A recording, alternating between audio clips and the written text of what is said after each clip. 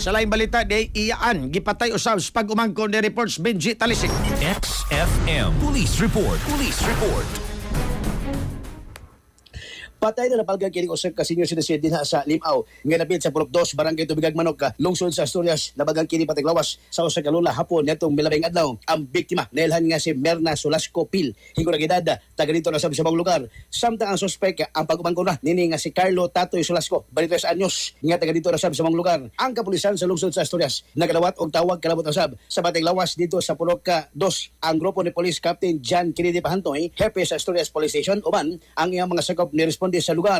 Pagabot na sa mga pulis sa lugar, dali nining gikordon ang crime scene. Una nanawag og mga sakop sa Soko. Pagabot na sa mga sakop sa Soko, doon ay mga ebidensya nga ilan na-recover o sa nini ang puthaw nga tubo. Dito hinay nang nakuha sa grupo ni Pantoy ang libuhat sa krimen nga mao'y nipatay sa maong lola.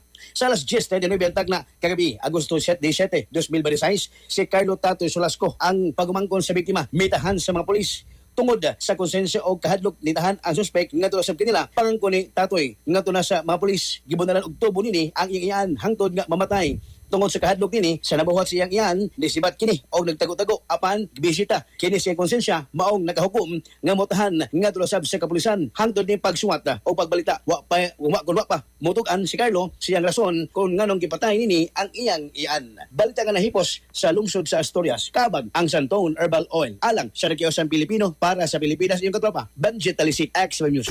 XFM Report. Cellphone Plus Gold, mapalit sa mga butika sa inyong lugar.